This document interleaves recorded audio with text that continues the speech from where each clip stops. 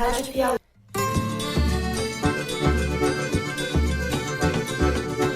Olá, sejam muito bem-vindos ao Foro de Teresina, o podcast de política da revista Piauí. Eu acho impossível ele tirar a diferença numa semana, mesmo fazendo as loucuras que ele faz, as mentiras que ele conta. Eu, Fernando de Barros e Silva, na minha casa em São Paulo, tenho o prazer de conversar com os meus amigos José Roberto de Toledo, aqui pertinho. Opa, Toledo! Opa, Fernando. Opa, Thaís. Estamos com a nossa caravana Mulheres com Bolsonaro 22. Já fizemos a região norte em 2 dias e meio, região nordeste 2 dias e meio. Thaís Bilenque, também em São Paulo. Salve, salve, Thaís. Salve, salve. E aí vem aquele negócio, é um atentado. Em nenhum momento eles querem atentado. Então qual é a leitura que a gente faz? Na minha opinião, então ato de intimidação. Foi um recado. Muito bem. Antes de anunciarmos os assuntos da semana, um aviso importante para vocês. Assim como a gente fez no primeiro turno, teremos Foro de Teresina ao vivo durante toda a apuração de votos no domingo 30 de outubro. Estaremos no ar a partir das 5 da tarde e vocês podem nos acessar pelo site da Piauí, pelas redes sociais e pelo canal da Piauí no YouTube. A gente vai contar com convidados especiais para debater os resultados. Aguardamos então todos vocês, todo mundo tenso, não é isso? E agora sim, vamos aos assuntos da semana. A distância entre Lula e Bolsonaro encurtou, a diferença entre os dois agora é de 4 pontos percentuais, segundo a pesquisa Datafolha, publicada nesta quarta-feira. Lula tem 49% e Bolsonaro 45%. Outros 4% dizem que votarão em branco ou nulo e 1% está, tipo assim, indeciso. Lula vence Bolsonaro por 20 pontos percentuais entre os eleitores mais pobres, aqueles com renda familiar de até 2 salários mínimos. Essa diferença, no entanto, já foi bem maior.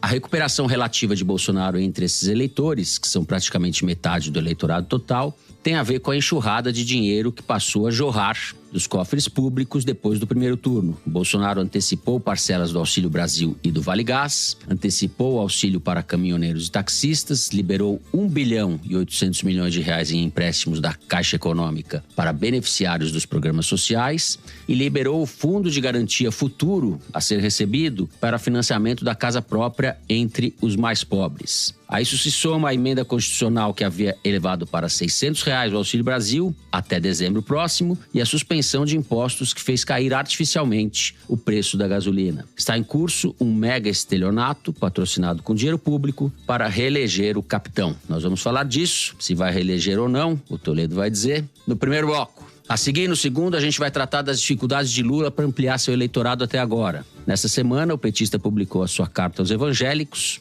público em que Bolsonaro tem praticamente 2 de cada 3 eleitores. Lula reafirmou o compromisso com a liberdade de culto e de religião e reiterou ser contra o aborto e a criação de banheiros unissex nas escolas. A enumeração dos tópicos que compõem a chamada Agenda de Costumes já nos dá uma ideia da enrascada em que o país se meteu. Esse gesto da campanha petista, tardio, segundo muita gente, se dá no momento em que Bolsonaro se vê acuado pela declaração a um podcast de que havia pintado um clima durante uma motociata nos arredores de Brasília, entre ele e meninas venezuelanas que tinham, segundo as palavras do presidente, de 14 a 15 anos. Para conter o estrago das acusações de pedofilia, Bolsonaro gravou um vídeo ao lado de Michele, no qual pediu desculpas e negou que tivesse considerado as jovens prostitutas, o que é mentira, ele considerou.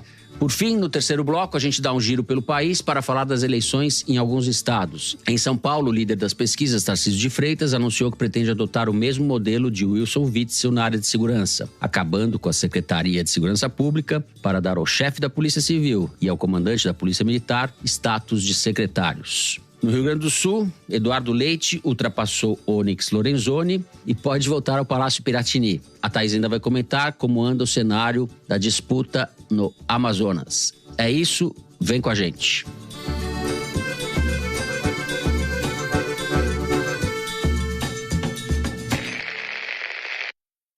Muito bem, Zé, vamos começar com a avaliação, análise das pesquisas desses últimos dias, que, como eu disse, mostram um encurtamento da distância entre Lula e Bolsonaro. Acendeu o sinal amarelo ou vermelho do lado petista e um ânimo inédito, uma euforia do lado bolsonarista. Vamos ler as pesquisas por dentro e tentar antecipar o que vai acontecer até o dia 30. O filme da eleição está confirmando o que a gente previu aqui nas cenas dos próximos capítulos que a gente tem anunciado no Foro nas últimas semanas, né? A eleição apertou e chegou aos 52-48, né? 52% para o Lula, 48% para o Bolsonaro nos votos válidos, que é o que a gente tinha estimado que chegaria.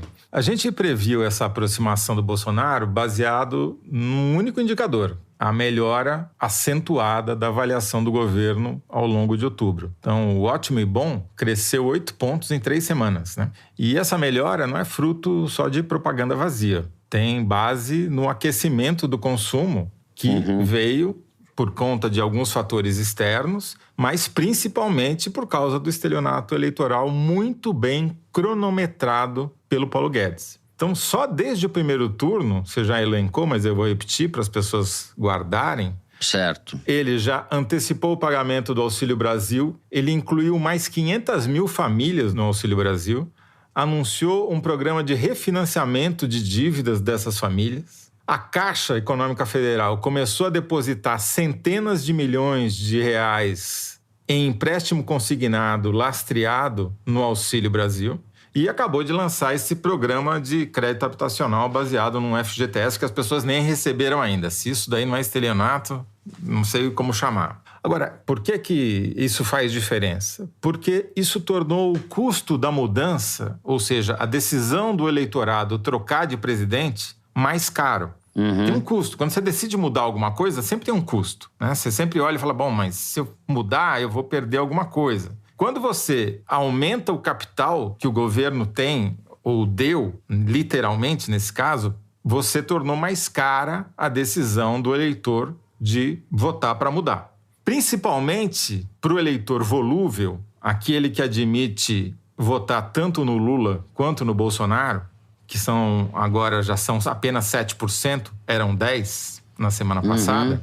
Por quê? Porque 3% já migraram para o Bolsonaro, entendeu? 3 pontos percentuais não é do total, é uma subdivisão, né? Mas, enfim, na prática, essa oscilação que a gente viu na intenção de voto vem desses eleitores volúveis, né? Então, isso significa o quê? Significa que a eleição está decidida, é só projetar a linha de tendência e concluir que o Bolsonaro vai ultrapassar o Lula e ganhar? Não é tão simples assim, por 2 motivos. Primeiro, a avaliação positiva do governo desacelerou na semana passada e essa semana parou de crescer, tanto no IPEC quanto no Datafolha. O Ótimo e Bom não cresceu nem no outro, tá certo? E esse é o motor que fez o Bolsonaro crescer. Além disso, a rejeição ao Bolsonaro continua mais alta do que a rejeição ao Lula. 4 pontos a mais no Datafolha, 5 pontos a mais no IPEC. Esses 2 fatores me levam a acreditar que o Lula ainda é favorito, mas não é graças à campanha que ele vem fazendo, porque, na minha opinião, a campanha comete 2 erros estratégicos graves. Primeiro, ela remete ao passado em vez de acenar para o futuro, para um futuro melhor. Fica sempre dizendo, porque eu fiz aquilo outro. Basta lembrar o que o Lula falou no debate da Band, UOL, TV Cultura e Folha no domingo. Só passado. Nenhuma menção ao futuro. Chegou ao ponto de falar da Nicarágua, da Revolução Sandinista. Então, e o segundo ponto é que a campanha continua priorizando, na prática, a agenda de costumes em vez de tratar de questões econômicas e do bem-estar desses eleitores volúveis. E qual é a cara desses eleitores que podem votar tanto num quanto no outro? Majoritariamente, eles são jovens de 18 a 24 anos, moram em pequenas cidades, principalmente no Nordeste, têm ensino médio, e são pessoas pretas ou pardas, né? Quer dizer, são pobres, são pessoas que têm muito mais a ver com o eleitorado do Lula do que com o eleitorado do Bolsonaro. Mas, no entanto, são volúveis, podem migrar para lá e para cá. E por serem jovens, não tem a memória do governo Lula. Exatamente esse é o ponto. Você matou aí. Não adianta nada o Lula ficar falando do passado para esses caras, porque eles não viveram esse passado. Se viveram, eram muito jovens para lembrar do ponto de vista prático, né? Então, por tudo isso, eu acredito que o que está pesando e que vai decidir a eleição, fazendo um trocadilho ridículo, é o bolso, não é o naro. Se as medidas eleitoreiras do Paulo Guedes serão suficientes para virar o jogo, ainda não dá para saber. Os 10 dias que faltam, dá tempo de fazer essa virada? O governo vai fazer mais alguma bondade com prazo de validade vencido até o segundo turno? Provavelmente vai, né? Pelo histórico, quantidade de coisa que ele fez, vai fazer mais alguma coisa. Então, para mim é isso. É a questão econômica, é o bolso, é falar para esse jovem que pode votar tanto num quanto no outro, dar alguma perspectiva nova para ele. No entanto, a campanha do Lula continua centrando fogo na questão de costumes, né, Thaís? Thaís Bilenque, você que está entre esses jovens de 18 a 24 anos, foi convencida pelo Toledo? Bom, eu não tô entre esse jovem, não por uma questão de idade, mas sim por uma questão de... Convicção. Exato. Mas, enfim, eu queria falar sobre essa postura da campanha do Lula, né? Que caiu de joelhos, desculpa a piada sem graça, caiu de joelhos na agenda de costumes e religião no segundo turno. Insistiu durante todo o primeiro turno que isso era desnecessário, as urnas disseram talvez seja, e as pesquisas continuam mostrando muito à frente, né? Em relação aos evangélicos. Então, como resultado dessa avaliação da campanha do Lula, na segunda-feira ele beijou a cruz num evento com padres e freiras, e na quarta-feira lançou a carta aos evangélicos numa cerimônia cheia de trejeitos evangélicos, bênçãos, o linguajar e etc. Mas a conversão não foi total, definitivamente, por alguns motivos. O primeiro, a Janja não foi, e isso não é qualquer coisa. Eu me lembro só de um outro evento da campanha que ela não foi. Obviamente podem ter tido outros, mas ela tá do lado do Lula em praticamente todas as situações. E se for uma coincidência, é uma baita de uma coincidência. Primeiro porque ela é refratária à aproximação do Lula com evangélicos por meio da religião e influencia diretamente o Lula nisso. Por exemplo, o pastor Paulo Marcelo, que foi, em algum momento, um interlocutor da campanha do Lula com os evangélicos, diz que tem uma resistência muito grande no entorno do petista para essa agenda, e se não for só da Janja, essa resistência é dela também, e ela foi muito resistente, inclusive à elaboração dessa carta pela senadora Elisiane Gama, do Cidadania no Maranhão, usando o argumento de que ela foi lavajatista.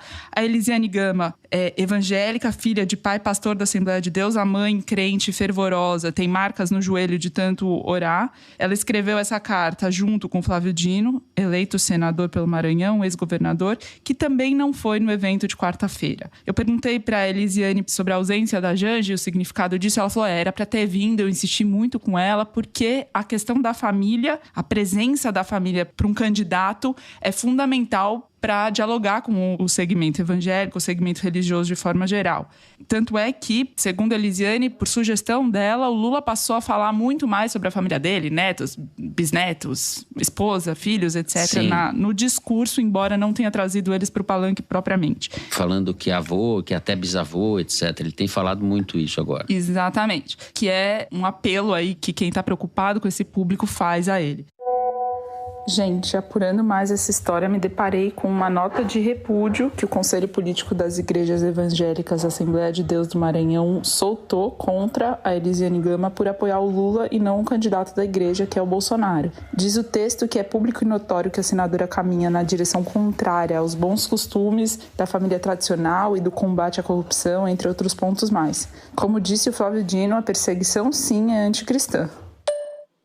E sobre o timing, muita gente dizendo que essa carta vem tarde, já não dá mais tempo de reverter esse cenário, entre eles o pastor Paulo Marcelo, mas Elisiane deu uma resposta política e falou, tá tudo no tempo de Deus. Então, esse é um ponto. O Lula, nesse evento, ainda diz o seguinte, ele admite o susto com o que ele viu na campanha, ele fala, eu não tenho celular, eu não imaginava que as mentiras pela internet tinham tanta força, que o Zap Zap tinha essa força toda, que é um aspecto que algumas pessoas na campanha no entorno dele já me diziam antes da campanha começar, assim, que o Lula estava preso em 2018, quando veio a máquina de fake news do Bolsonaro, parecia que não estava convencido de que isso tinha influência real nas urnas. E ele falou isso textualmente na quarta-feira. O segundo ponto dessa conversão pouco convicta do Lula à agenda de costumes é o fato dele, na minha avaliação, ter escolhido o ex-ministro Gilberto Carvalho para ler a carta. Em 2002, quando ele faz a carta aos brasileiros, ele próprio lê o texto feito. E agora ele terceiriza esse compromisso para um auxiliar dos mais antigos e leais que ele tem, mas que é católico, conhecido pela sua religião e um dos principais interlocutores do PT com a igreja. Não é por falta de evangélicos no palanque do Lula, só para citar duas, a Benedita da Silva, ex-governadora do Rio, e a Marina Silva, que estavam lá, inclusive nesse evento. Sim. Se ele quisesse terceirizar, já que ele decidiu que ele próprio não leria. E ainda tinha uma personagem lá aplaudida de pé, que é uma novidade na campanha do Lula, que é uma vereadora chamada Ava Santiago, do PSDB de Goiânia, filha de pastor, e fez um discurso muito certeiro para o público evangélico, falando, faça um apelo aqui, porque crente gosta disso, é de apelo, e enfim. Essa vereadora é uma liderança tucana em Goiás, não existe mais quase liderança tucana, mas ela é de fato uma liderança lá na região e vem se projetando ao longo dessa campanha, né? Ela se colocou contra o uso dos cultos por pastores, fizeram proselitismo para Bolsonaro e isso repercutiu muito, ela foi parar na televisão, etc. E ela é jovem. Ela tem 32 anos, aliás, 33, completados nesta quinta-feira. Ela fez um vídeo contra a Damares Alves, aquela fala da exploração sexual. Esse vídeo viralizou, isso projetou ela. Exatamente esse episódio. O discurso dela nesse evento do Lula era: graças ao senhor eu fui para a universidade, graças ao senhor a vida dos filhos e filhas de crentes melhorou. Então não é um discurso que se opõe à retórica do Lula. Na verdade, é um discurso adaptado para o público evangélico. Era uma boa alternativa que ele tinha. Ela declarou apoio a ele no primeiro turno, mas só apareceu no palanque agora, às vésperas do segundo. Bom, o resumo da ópera é: Bolsonaro está com um desempenho bem mais eficiente, ao que parece, e os números confirmam isso, em relação ao seu eleitorado vulnerável, que são os mais pobres. Um problema que a gente vê na campanha do Lula é que os candidatos que começam com recall muito alto, não só o Lula, o Haddad em São Paulo, o Álvaro Dias no Paraná, eles tendem a fazer uma campanha de espera, uma campanha meio passiva. E o fruto disso é que eles não ganham nenhum eleitor novo. Terminam ou menores ou, na melhor das hipóteses, como é o caso do Lula, igual ao que começou. Porque não joga para frente, fica jogando para trás, né? A tendência natural não é uma estupidez. Não, é natural fazer isso, porque afinal de contas o cara já começou alto porque ele é conhecido, ele tem um reconhecimento. Então ele fica apostando nisso o tempo todo. Só que o que acontece é que quando você tem contra você a máquina, que é o caso especificamente do Lula, a eleição não é igual de 2006, quando o Lula era governo. O governo agora está do outro lado. E ele tem instrumentos, como acabamos de enumerar aqui, são muito poderosos. Eles usaram isso melhor do que qualquer outro governo usou no passado, com um timing perfeito. Vai ser um desastre depois. Aliás, o que me conforta é isso. Se você olha o que aconteceu com o governo Fernando Henrique em 98 e com o governo Dilma em 2014, né? Quando você tinha uma eleição de mudança, que na última hora deixa de ser uma eleição de mudança, que o eleitorado se conforma com aquela situação porque o preço da mudança fica caro e a fatura chega imediatamente depois, né? Perfeito. Isso não me conforta de qualquer forma, mas a isso se soma toda a máquina de manejo da máquina de fake news e das redes sociais que, mais uma vez, como era bola cantada e vocês falaram, o bolsonarismo opera muito melhor do que o PT. E opera, inclusive, de dentro do palácio. Vamos encerrar o primeiro bloco do programa por aqui. No próximo, a gente vai continuar falando da campanha do Bolsonaro. A gente já volta.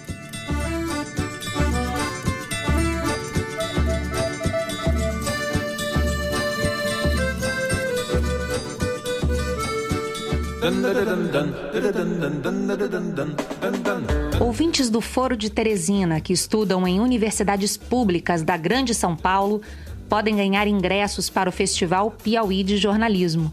O YouTube, patrocinador do evento, oferece 15 bolsas que garantem a entrada nos 2 dias de festival. Para saber como aproveitar essa oportunidade, acesse revistapiauí.com.br e clique em Festival Piauí. O festival acontece no fim de semana dos dias 3 e 4 de dezembro, com patrocínio do YouTube e apoio da Cinemateca Brasileira e da Associação Amigos da Cinemateca. Até lá!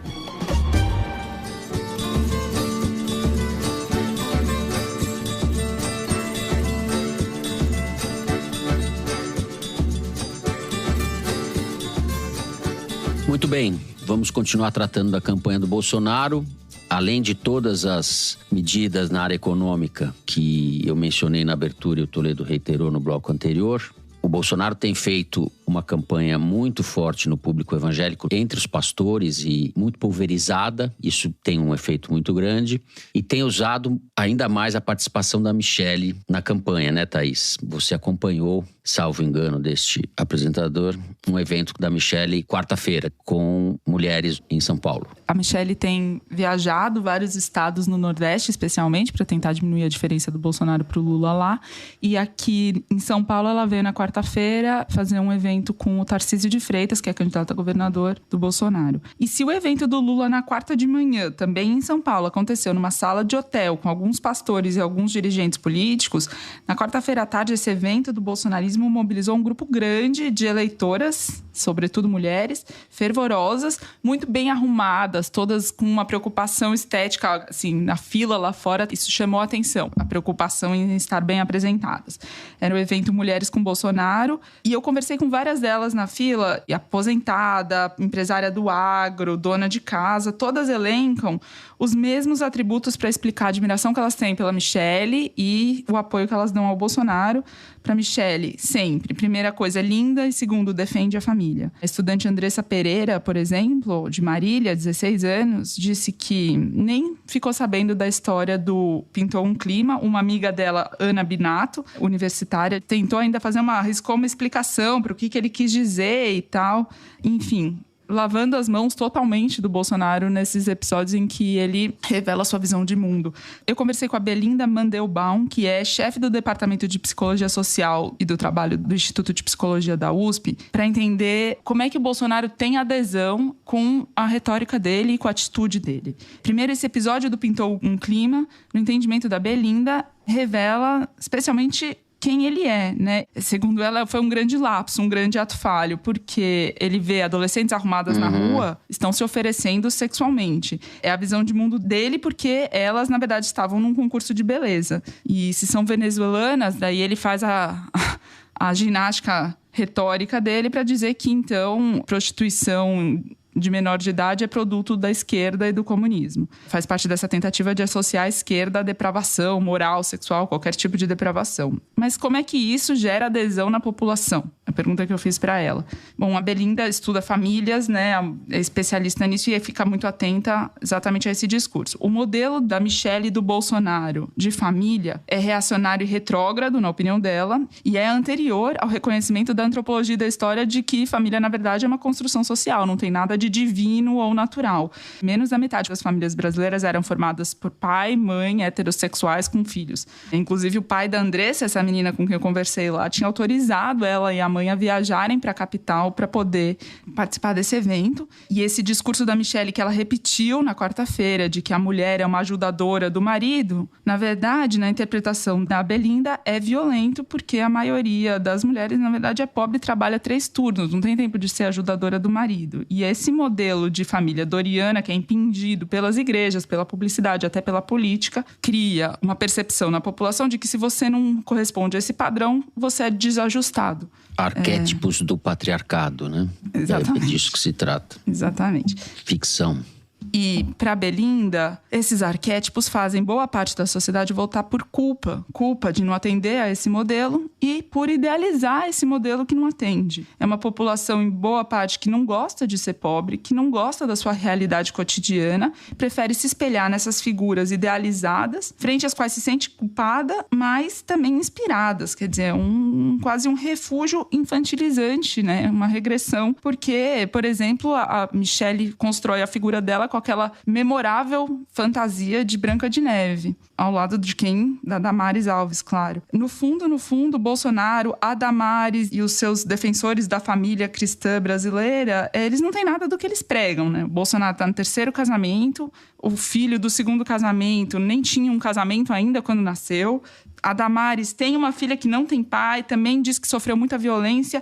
A interpretação da Belinda, o trauma da violência que caracteriza a sociedade brasileira, a violência familiar, a violência doméstica, eles, de alguma forma, reproduzem, é só repetição, sem nenhuma elaboração, com violência também. Então, nesse ambiente, uma figura que aparece idealizada como um pai autoritário, encontra respaldo em parte da sociedade, o que ajuda a entender para ela por que o Bolsonaro tem o desempenho eleitoral que ele tem, em que pese o que vocês dois falaram e que talvez seja o mais importante de tudo isso, é uma pauta artificial, que não toca no que tem de realmente importante para o eleitorado brasileiro. É artificial, mas de grande eficácia, simbólica, organiza, as pessoas se sentem acolhidas de alguma maneira por essa ficção. Se sentem confortadas, Zé, você como bom representante da família patriarcal brasileira.